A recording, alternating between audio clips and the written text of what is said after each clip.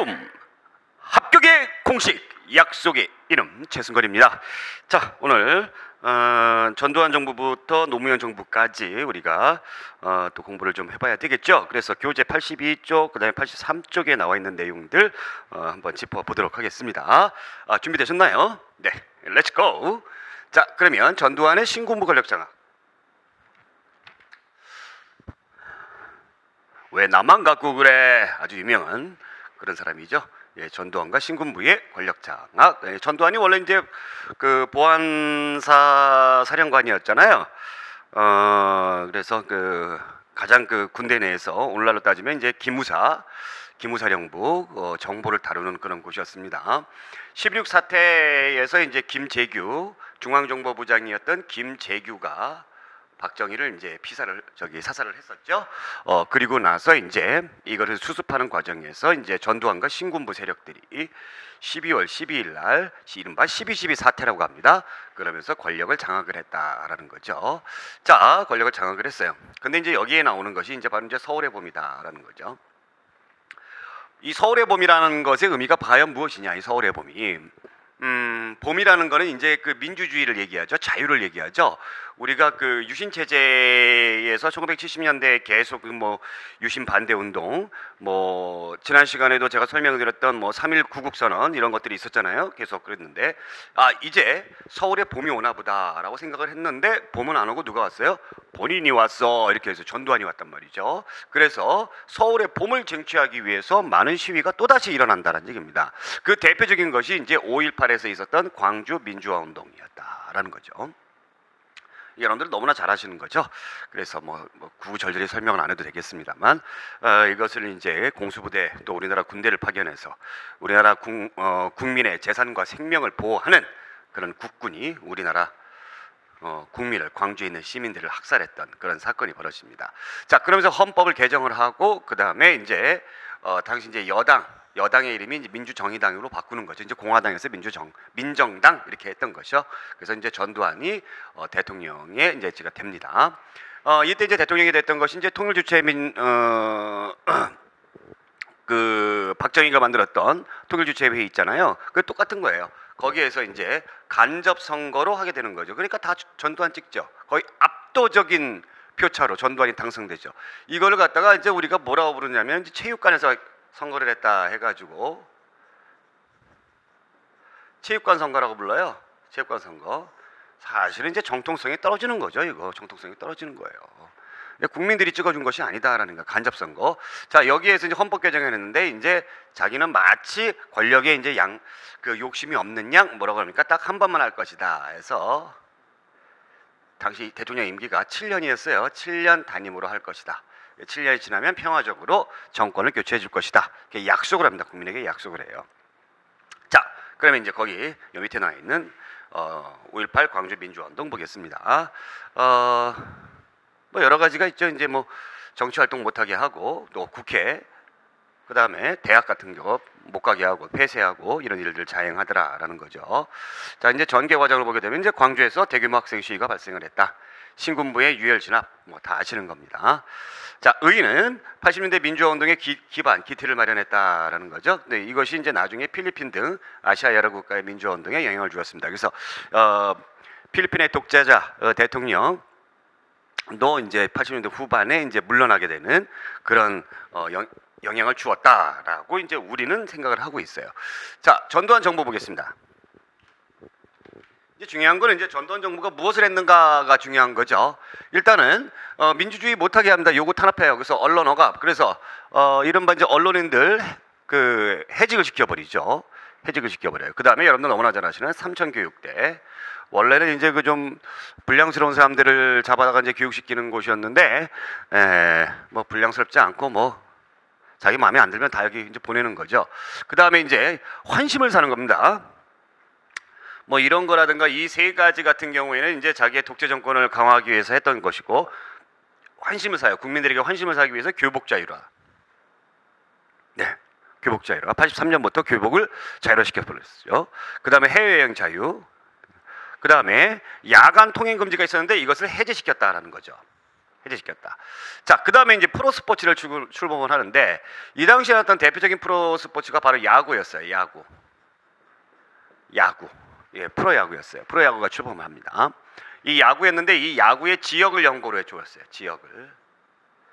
지역을 연고로 딱 해가지고 네, 지역끼리 서로 예, 뜯어말 이렇게 저렇게 뭉쳐가지고 지역끼리 서로 뭉쳐가지고 예, 상대 지역에 대해서 이제 좀 안 좋은 생각을 할 수 있도록 그러면서 이제 이것이 어떤 감정, 지역 감정을 유발시키는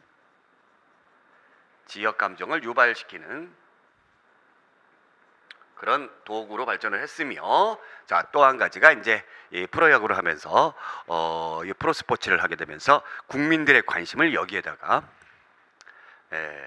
어떻게 한 겁니까? 이쪽으로 쏠리게 만들었던 것이죠.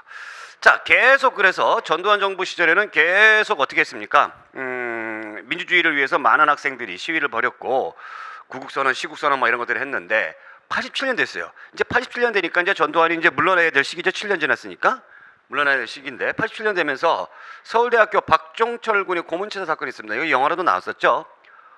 책상을 턱 치니 억하고 죽었다. 이런 뭐 말도 안 되는 그런 얘기를 했었죠.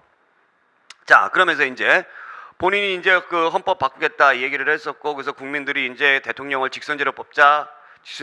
그래서 헌법을 바꾸자 딱 하는데 이른바 87년 4월 13일 호헌 조치라고 합니다.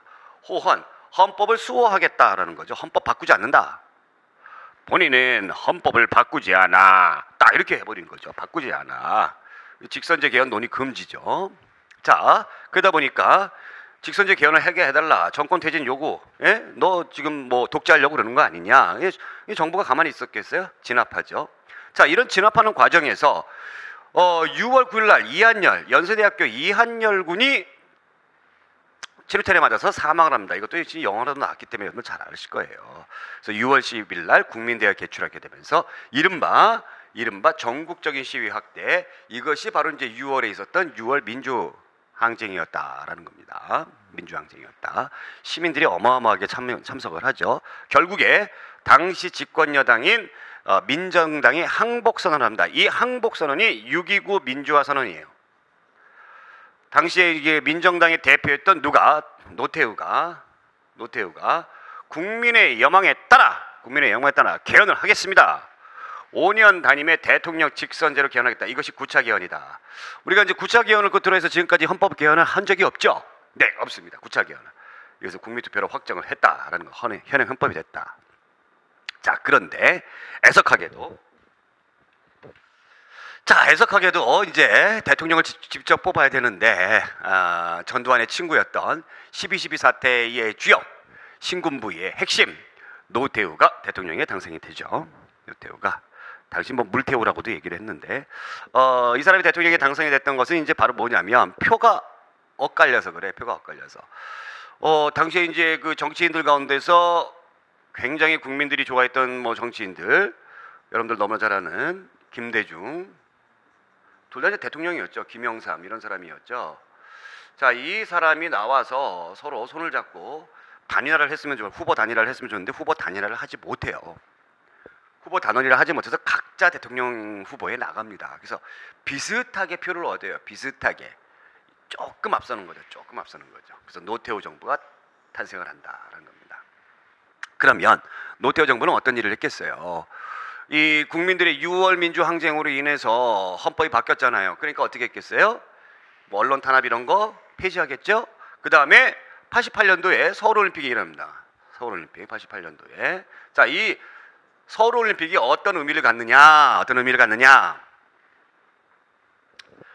당시 이제 그 냉전이 있었습니다. 냉전이 있었는데 이 80년도에 그 모스크바에서 올림픽이 있었는데 미국을 중심으로 하는 자유주의 국가들이 이 모스크바 올림픽에 참석을 하지 않습니다. 물론 우리나라도 참석하지 않고요. 자, 그 다음에 84년도에 LA에서 올림픽이 있었어요. 그다음에 소련이 또 어떻게 하는 거예요? 보이콧하는 거예요. 소련을 비롯한 공산주의 국가에서 보이콧을 하는 거예요. 근데 88년도, 그다음에 88년도잖아요. 여기에는 동서가 다 모이더라라는 거죠. 동서 국가들이 다 참가를 했습니다. 동서가 뭔지 알죠? 동쪽은 공산주의 국가를 얘기하고 서쪽은 자유주의 국가를 얘기하는데 다 참석을 하더라라는 얘기예요. 네, 굉장히 거기에서 큰 의미를 갖습니다. 물론 북한은 참석을 하지 않고 걔네들만 빼고. 자, 이제 나중에 뭐 이런 부분들 통일을 위한 노력에서 칠친선언 이런 거 공부를 하겠습니다만 이제 그때 가서 더 자세히 다루기로 하고 다음 시간에 중요한 건 이제 북방 정책을 하더라라는 게 노태우 북방 정책. 북방 정책이 뭐냐? 우리나라를 중심으로 해서 북쪽에는 주로 어느 국가들이 있어요? 공산주의 국가들이 있죠. 이 공산주의 국가들하고 손을 잡더라라는 얘기예요. 손을 잡. 당시에 잡으면 죽는 건데 빨갱이들하고 어떻게 손을 잡아? 그런데 이렇게 할 수 있었던 거는 바로 뭐냐면 냉전이 붕괴되기 시작을 했어요. 붕괴되기 시작했어요. 80년대 후반부터 90년대 초반 요때에 냉전이 붕괴됩니다. 자, 소련 같은 경우도 이제 소련이라는 칭호를 버리죠. 소련이라는 게 이제 소비에트 사회주의 연방 그래가지고 이제 소련인데 그래서 이제 소련이 이제 그 공산주의를 버릴 수 있었던 것이 당시에 소련의 서기장이었던 고르바초프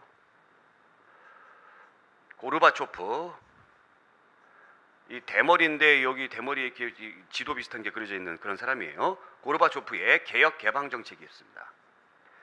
개혁 개방 정책. 이거를 이제 얘네들 말로 페레스트로이카라고 불러요. 페레스트로이카라고 부르는데 80년대 고르바초프가 이제 워낙에 공산주의 경제가 안 좋으니까 이 경제만 좀 자유주의 경제로 받아들여야 되겠다라고 했는데 물밀듯이 이 자유주의 사상이라든가 문화라든가 이런 것들이 들어오게 되는 거죠. 그래서 결국에는 공산주의를 포기하게 되는 그런 선언을 하게 됩니다. 또 이 냉전 붕괴와 관련된 것이 또 뭐가 있냐면 베를린 장벽이 붕괴가 되죠. 베를린 장벽이 붕괴가 됩니다. 그러면서 동부 유럽도 이제 서서히 공산주의를 포기하게 되는 그런 모습을 나타내고 있다라는 거죠. 그러니까 우리 가만히 있을 수 없잖아요. 가만히 있을 수 없으니까 이른바 북방 정책이라고 해가지고 소련, 중국 이런 나라들과 특히 동구권 공산주의 국가들과 수교를 했다. 누가? 노태우 정부가 수교를 했다라는 겁니다. 자, 그 다음에 김영삼 정부를 보겠습니다. 김영삼 정부는 이제 문민정부라고 불러요. 예, 정말 오래간만에 군인 출신이 아닌 사람이 정권을 잡았죠. 김영삼. 네. 물론 이제 좀 여기에 약간의 그 문제가 있었습니다. 자기가 이제 대통령이 되기 위해서 자기가 끌고 있는 당하고 민정당하고 합해요. 그래서 이른바 민자당이라는 새로운 당이 이제 합당을 하게 되는데, 자, 경제 보겠습니다. 대통령 되고 나서 이 사람이 뭐를 했느냐? 금융실명제를 하더라라는 거죠. 금융실명제, 부동산 실명제. 자, 실명제. 우리가 금융거래할 때 지금은 뭐 자연스럽게 실명으로 거래하잖아요. 옛날에 안 그랬다는 얘기입니다. 차명거래도 가능했다는 얘기죠. 그래서 검은 돈들, 정치권으로 또 숨어 들어오는 정경유착 이런 어떤 고리들을 끌어버리기 위해서 금융실명제를 했다. 그 다음에 이제 지금 우리가 하고 있는 지방자치제의 전면 실시입니다. 전면 실시. 고위공직자 재산 공개 이런 것들을 했고요. 자, 역사 바로 세우기를 해가지고 어떻게 했습니까? 조선총독부 청사를 철거했어요. 당시에 이제 중앙청이라고 불렀었는데요. 그러니까 이 중앙청이 뭐냐면 이 행정부죠. 행정부 그 관서라고 부를 수 있는데 그걸 우리가 그대로 사용을 했다는 얘기죠. 이것을 철거를 했습니다. 그래서 경복궁 복원 작업을 실시를 했고, 그 다음에 여러분들 앞에서 배웠지만은 일제시대 때 했던 국민학교 이름을 이제 초등학교로 개칭을 했다라는 거죠. 자, 그 다음에 이제 역사 바로 세우기 차원에서 12.12 사태와 5.18 민주화운동 진압 관련해서 이런 관련자를 처벌을 합니다. 그래서 전두환, 노태우 두 양대 대통령이 구속이 되는데 처음에 이제 사형을 받아요. 사형을 받다가 이제 나중에 사면 받아가지고 이제 나오게 되는 것이죠. 자, 이 역사 바로 세우기가 있었다라는 겁니다. 자, 그런데 이제 무역이 이제 문제가 되는 거죠. 왜 문제가 되느냐? 우리가 냉전 시절에는 미국의 편이었기 때문에 서로 이제 이념 가지고 서로 으르렁거리고 싸워요. 그래서 이제 미국이라는 큰 형님은 자기 동생들을 잘 건사를 해야 되는 거죠. 역시 소련이라는 큰 형님도 지 동생들을 잘 건사를 해야 돼요. 만약 건사 안 해주게 되면 상대방 편으로 가버릴 수가 있으니까.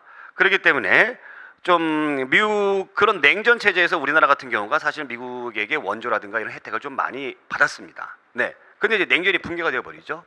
냉전이 부르게 되니까 이제 형님 뭐 이런 게 별로 없어져 버리는 거죠.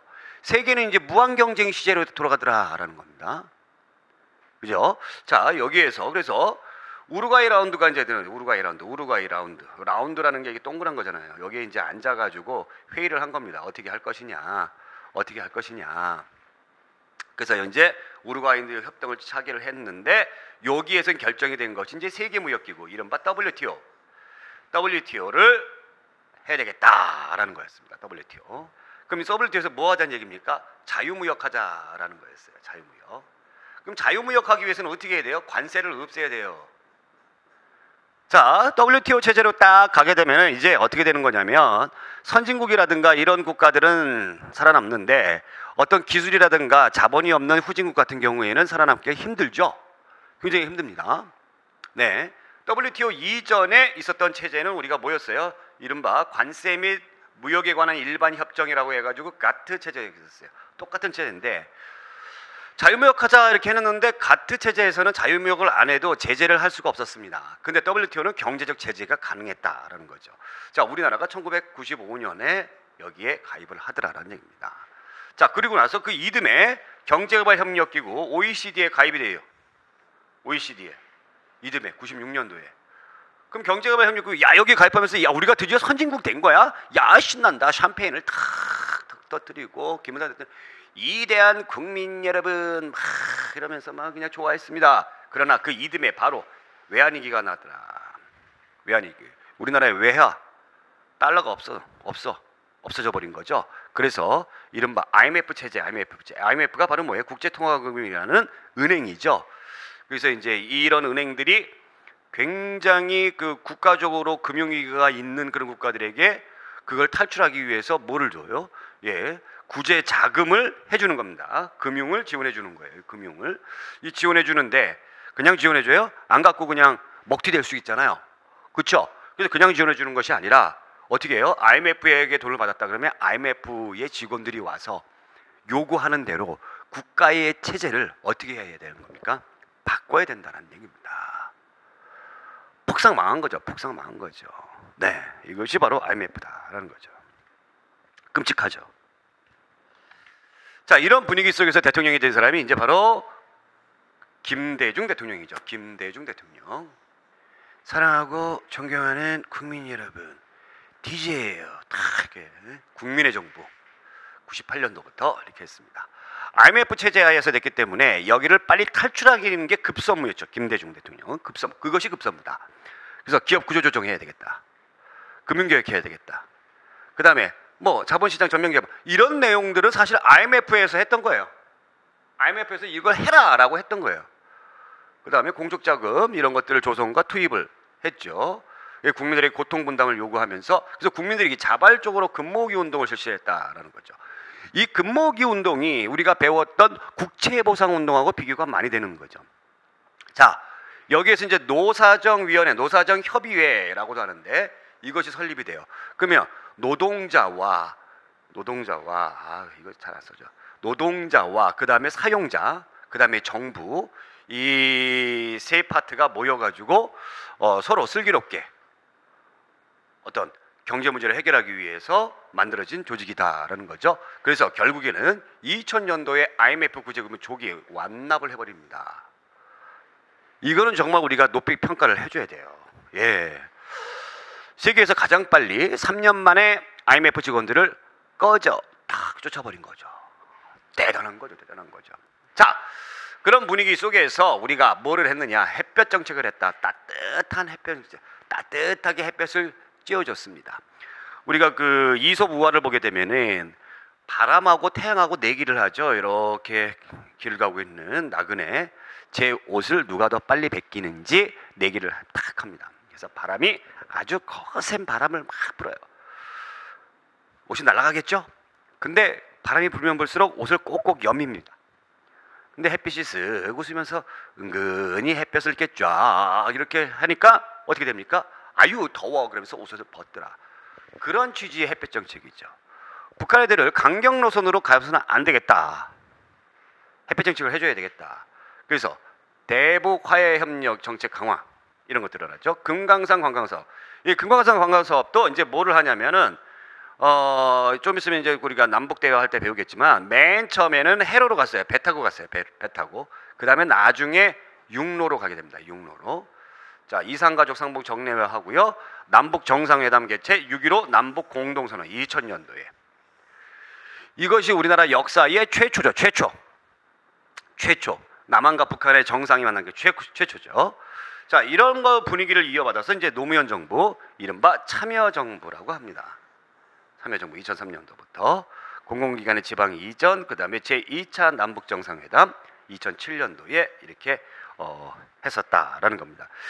자, 이렇게 해가지고 우리가 노무현 정부까지 이제 알아봤고요. 그래서 이제 이렇게 80년대 후반부터 2000년도 노무현 정부까지 남북 관계가 그렇게 나쁘진 않았어요. 예, 좋았는데 이명박 정부가 들어서게 되면서 남북 관계가 굉장히 경색됐죠. 예, 경색이 됐습니다. 그런 정도까지만 여러분들이 알아두시면 되겠다라는 겁니다. 자, 다음 시간에는 우리가 이제 북한의 모습하고 이 굉장히 또 중요한 부분이죠. 통일을 위한 노력들, 예, 이런 부분들 우리가 또 알아보도록 하겠습니다. 오늘 여기까지. 고맙습니다.